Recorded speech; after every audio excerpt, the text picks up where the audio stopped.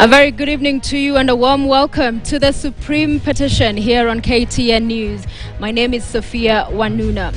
So today marked day one of the hearings that just concluded under an hour ago at the apex court in the land, the Supreme Court of Kenya.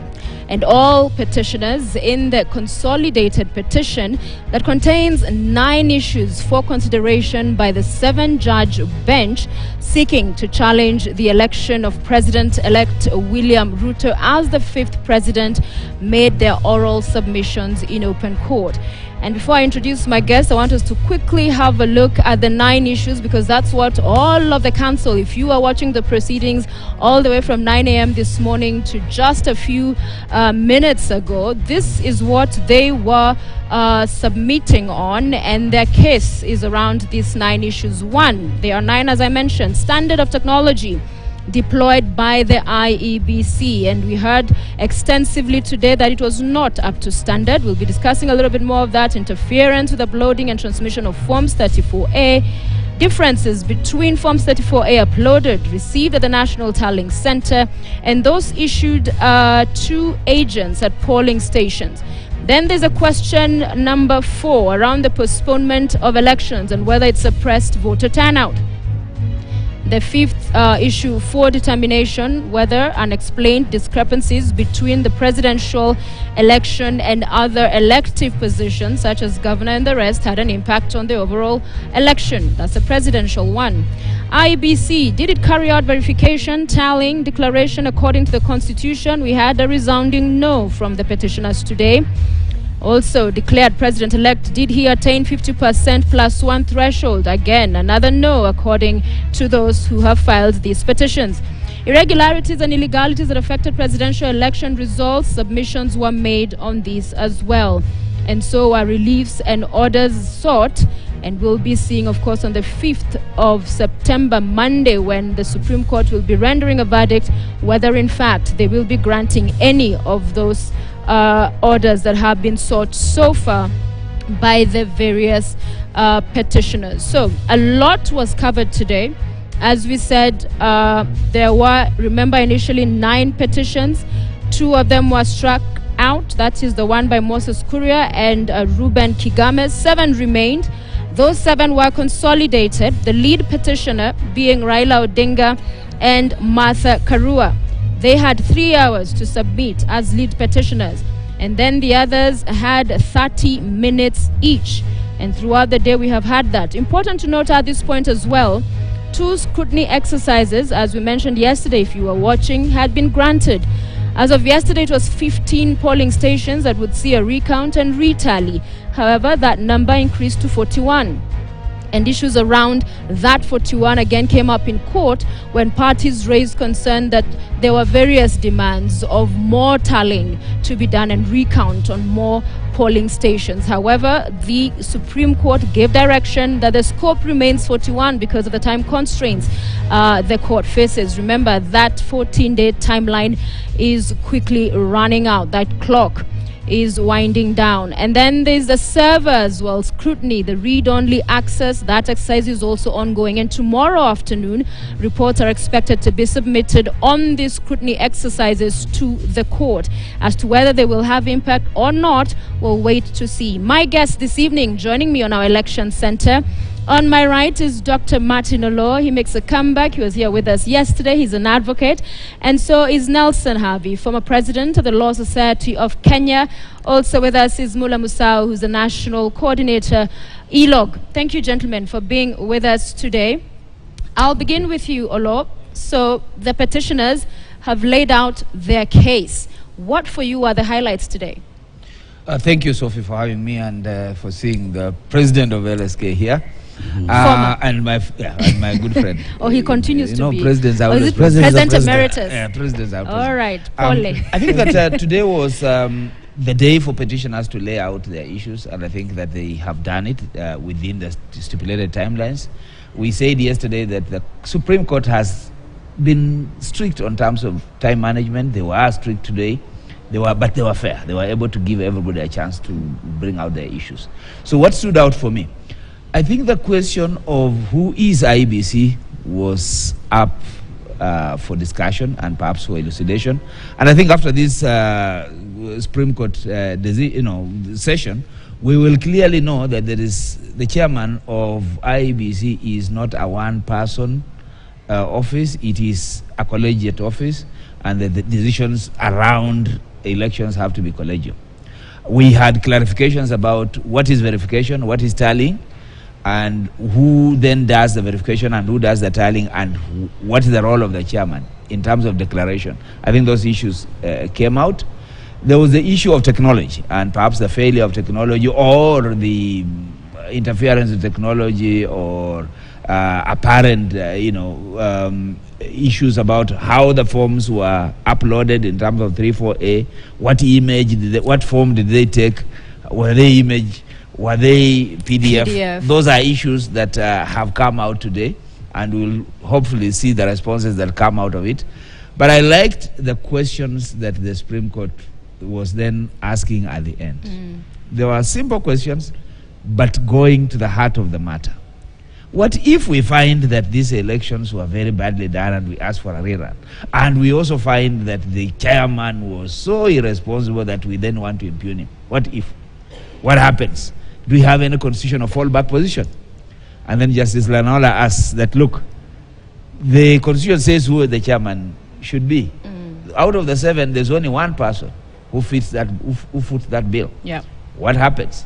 But more importantly, how if we find that these elections were so badly run, and we find that perhaps one party benefited, how then do we declare the other party if this election was so badly run?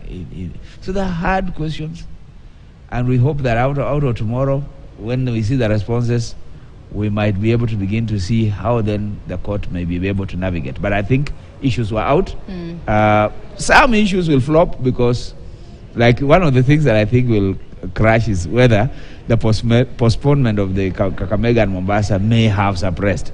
That argument isn't very sound, but there is room around fixing it from the questions that the judges have asked. Yeah. Highlights for you, Musao? Well, for me, I'll wear my observer's hat for this. Yes, you're still observing. Yeah, I'm still observing. So, finally, the petitioners have had their day. Correct. Whatever issues have been raised now, we are very clear what the issues are. They have been pronounced themselves to the issues. I hope they have put their best foot forward. Kenyans have also heard them and also learned from the process, and from what my colleague is saying in terms of we are learning things. It is very interesting to hear the questions that the judges posed at the end. I think that was more my highlight for the day, because after listening, then there are these questions that you're also asking yourself. Yeah, things that don't add up.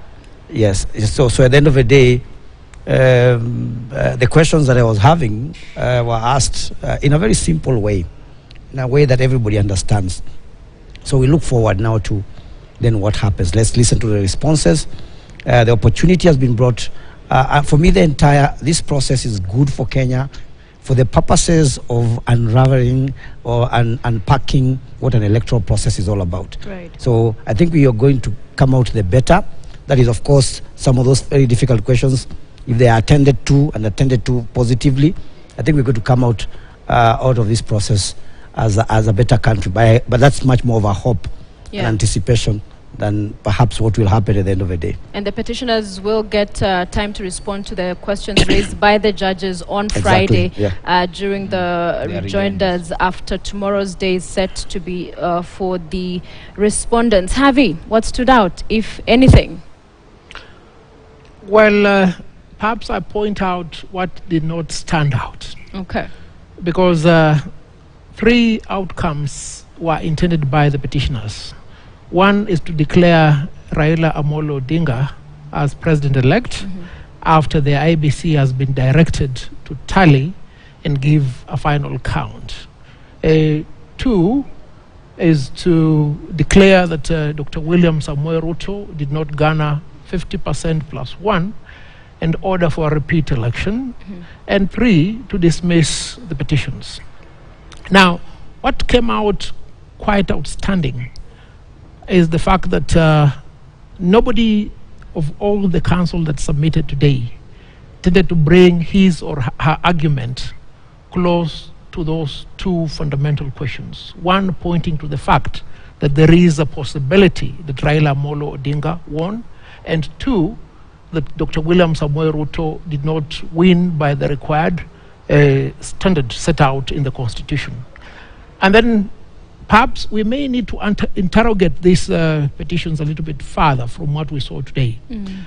The complaints that have hitherto determined the claim that elections have been stolen is always the stuffing of ballot boxes. But this time, the narrative is quite different. The narrative is technology was interfered with the result that the forms were altered to tilt the outcome in favor of Dr. William Samoei Ruto. And therein lies a question that everybody must see through as being determinant of the course these petitions will take. And this is the question by Dr. Smokin Wanjala. He said, assuming that technology fails or is compromised on the way, what about the physical form that is taken to the bombers of Kenya? Hitherto, we haven't seen any smoking gun. And I think it is an indicator that even as we go through this journey, we still need to be shown the reasons as to why the declaration of Dr. William Samoei Ruto as president-elect is impugned. Yeah, and it's interesting you bring about the smoking gun, and I'd want to hear if the two other gentlemen found that there was one today. But there's something that Magaya mentioned here last evening when we were having the same conversation, that yes, there's a conversation around technology and the manual aspects that work in tandem in our presidential elections, but that the technological aspect is not idle in essence. It's not one that, okay, if it didn't work, if it's messy, it's okay, let's just go back then to the manual aspect, because then that's the final word. From where you sit, is there one that is then having a higher, say, the scale tilted against its favor to say that technology, if there was all of this interference, that then we can say, okay, we will find that those interference. However, is the manual okay, so let's stick with that? Or do they stand arm in arm? But I think even as he comes in, the fact is that we have said in our law that the transmission of the presidential results shall be done electronically. There are two things that you're looking at. Did the KIMS kits work? If the KIMS kits worked, what is it that they were taking? And that's a basic question that was being asked. And I think that there was a bit of confusion around it. Was it an image? Was it a photo? Yes. What was it that was being transmitted, and in what form was it being transmitted? What I'm hoping to see tomorrow is IEBC and other respondents saying, wait a minute, we have been told that our Form 34A had to take a certain form. Here is the evidence. So it's IEBC to make this case that, look, 34A, as in this case, was a JPEG image, and that what is in the system is a JPEG image which corresponds to the original. We are hoping that that will come out tomorrow. But we also, and that's why I'm saying maybe today's issues may not have been able to go into the other issues. The scrutiny is happening. So we don't know what is going to come out of the ballot boxes. We don't know what is going to be comparable at the end of it. We don't know whether there are any fictitious polling stations. We don't know. We couldn't get that today because there are allegations. But we hope that out of the scrutiny, when the report comes, because the report will come from the judiciary supervised, the Supreme Court supervised process, it's maybe that, or tomorrow when the respondents answer IBC and other, maybe they'll give us more clarity. So in essence, you're saying so far, from where you sit, there isn't a smoking gun, that you're waiting for this scrutiny, and there we might find the strength of this petition. Wait, I want to tell you from where I'm sitting. Otherwise, what is it? I want to tell you from where I'm sitting. Yes. That this election was badly managed by IBC. I think there's enough evidence that the IBC managed this thing in a manner that was not anticipated in the Constitution. That is out. I mean, the Deputy Chief Justice said it looks like a video and drama. It looks like things were so video. So there is actually a very bad painting of IBC. And let's not even just talk about IBC. Chebukati comes out stinking. out of this process today? Was he a one-man show? Was he a team player? Did he exclude others as opposed to other commissioners? Okay. So that, I think, has come out. And he'll have his opportunity tomorrow to speak to those for defense. Yeah. Yes. Just a quick one. But I would want to hold my horses on the question of the painting issue. Why? Because that's why we're in court in the first place. Yeah. So that if there's going to be a problem with the way IEBC managed the process, then the court should pronounce itself on the basis of the evidence which have been adduced before it, on the basis of the responses that you have gotten from the different parties, so that at the end of the day we are very clear. Because at the end of it, one of the questions, and if you listen to especially the follow-up questions, one on the dysfunctionality of the IEBC, because that's a crucial issue. We may need to want to ask ourselves, even moving forward, whichever way the outcomes of these elections go, how do we deal with IEBC? Because I don't think they're going to come out of this without some level of damnation, whichever way you look at IEBC. But the question is also going to be, then how do we even process our electoral processes moving forward? With the kind of scrutiny, with the kind of issues which will be coming out from the process, again, whichever way the pronouncement of the court is going to be, how then do we move forward? We've been having a problem with trust and other issues, and I'll speak to those issues later in terms of the impact to the society and the communities out of the electoral processes. But for me, I think because the petitioners have had their day and they've spoken to the issues that they feel needs to be brought out, let's listen to the responses. As Dr. Hari says, they could be answering some of the issues that were raised today. And I think, again, going back to the questions, the questions that the judges asked, it makes it very interesting to listen first to the responses and even to the rejoinders, because then you get to understand then how do we move forward? How do we redeem, for instance, the issue that as Dr. Smoking Wanjala was saying, in terms of we have only one judge. Then how, one person was qualified to become the chair, but then how do we move forward after that? So for me, and you have 60 days if it's annulled to conduct a repeat election. Yes. My former question to you, Harvey, still stands. Whether, in your view, in light of the extensive debate and conversation around the manual and the technological aspect, which there are numerous allegations that there was interference around that space, is there one that's superior to the others to say, we can say, okay, there's a lot of issues here, however, let's go back to that original Form 34A at the polling station? First and foremost, let me emphasize this. At the stage in which the electoral system is in Kenya, we have achieved near perfection, where human intervention has almost been reduced. And it is for that reason that the technology aspect of this election was the primary function. The manual aspect of it was the complementary function. Now, look at the manner in which the Supreme Court framed those 9 questions. They all tag along 2 main fundamental issues. One, was there a problem in Form 34A? Where do we identify the problem? At what stage? Is it at the polling station, at the transmission stage, or by the time it reaches the hand of the agent? You understand? Number 2, when you look at all these issues, are you able to remove the number with which President-elect Dr. William Samoei Ruto was declared and bring it so down that you will say nobody attained the 50% +1 requirement to win the election? Now, going back to your primordial question, if you look at it from that premise, you begin to see the claim that technology failed, the claim that technology was permeated, was fraudulently interfered with, does not appear to have been well highlighted before the court today. Yeah. And the number question still prevails.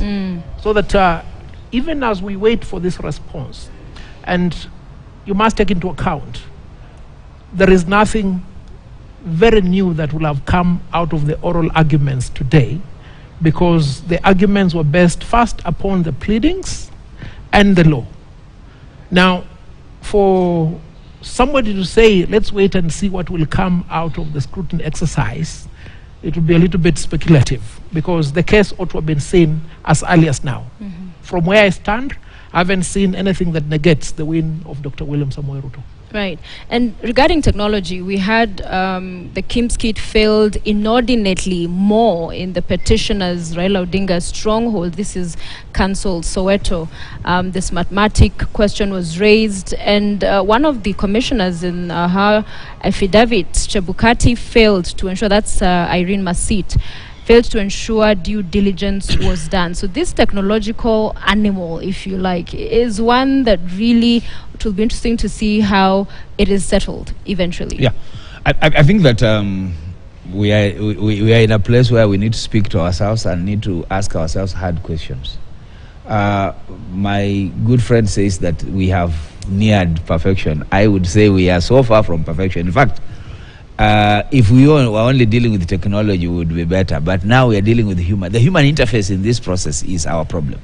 Let me submit this, that we have a problem in terms of how we anticipate our elections to be conducted and results to be announced. First of all, where are results announced and who announces them? The presiding officer in a polling station gives the final results, which is Form 34A. But who is the presiding officer?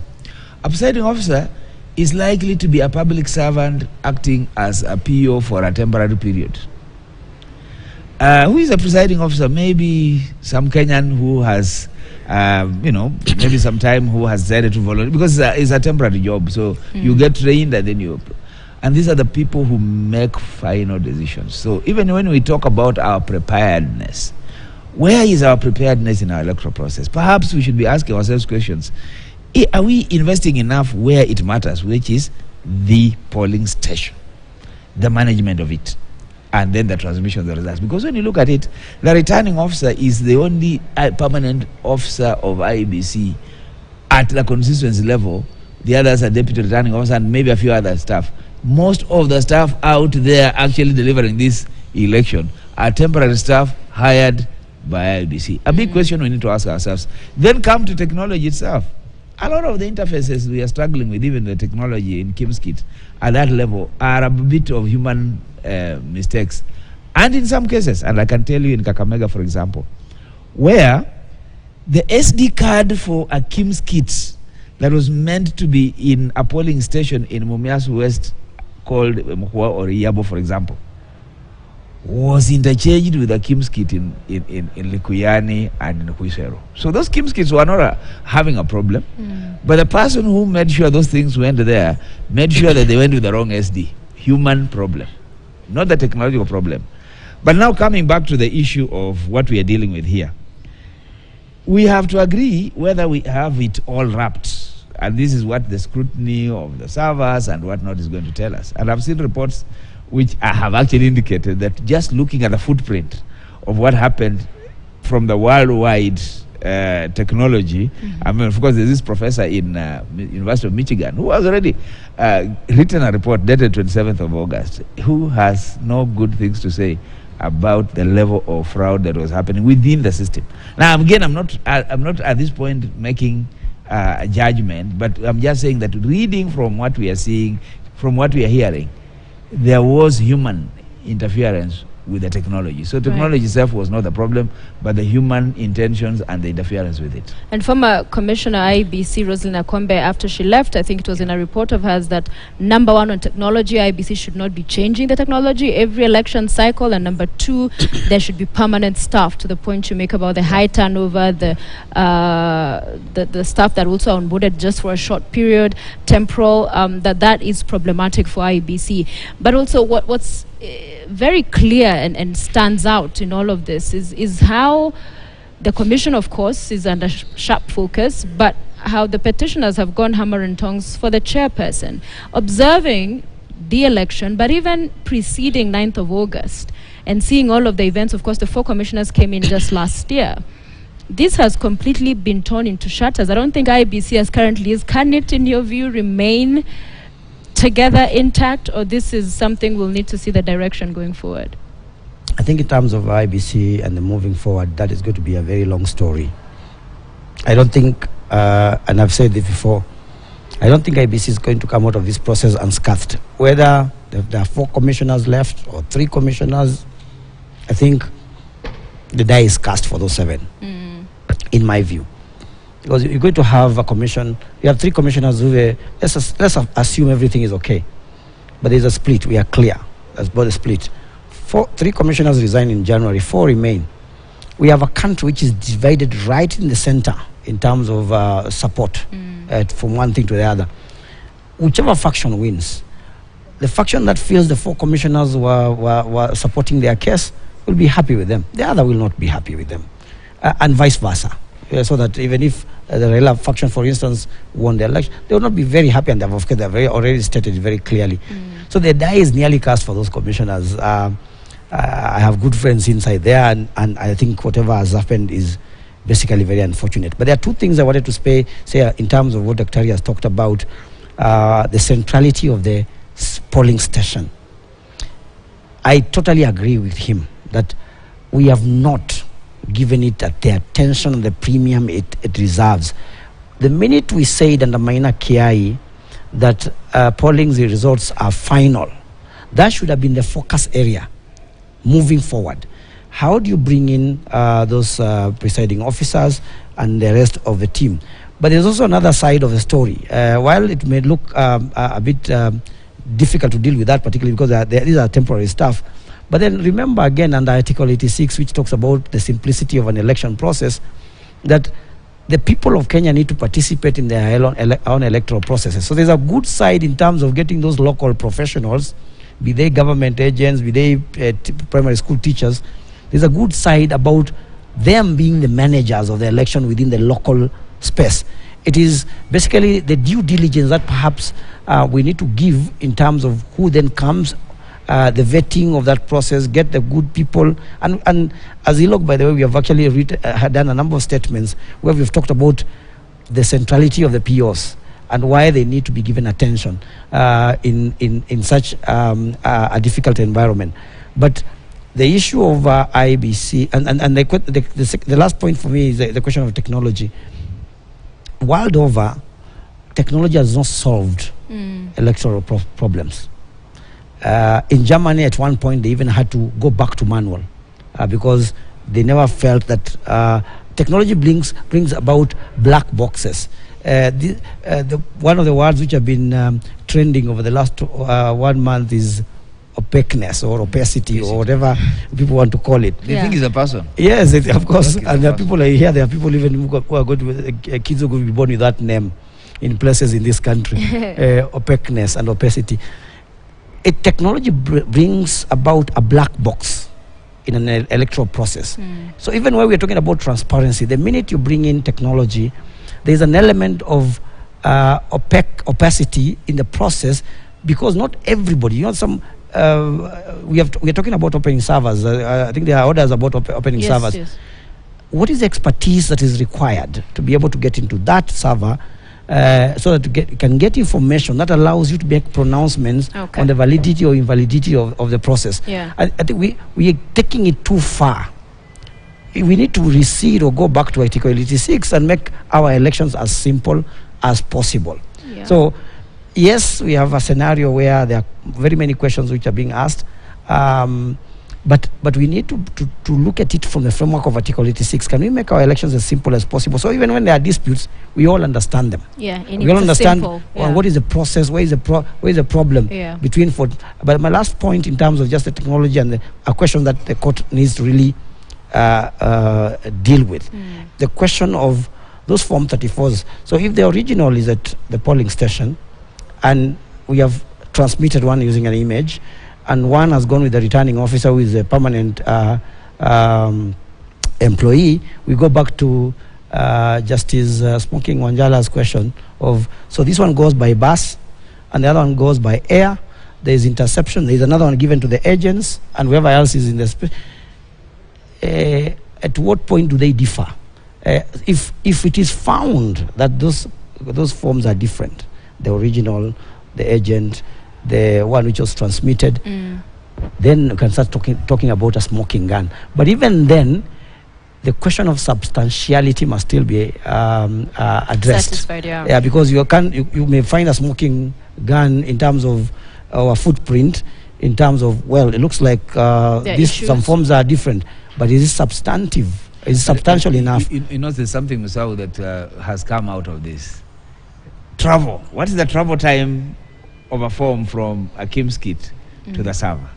The jury is out there. All right. Yes, exactly. And we'll wait to hear on that. I want us to take a quick commercial break. When you return, where did the rain start beating the Independent Electoral and Boundaries Commission? It's a question that has been raised by several of the judges. How did they get this dysfunctional? Harvey will get back with that conversation. Please stay with us right here on the Supreme Petition. We'll be right back.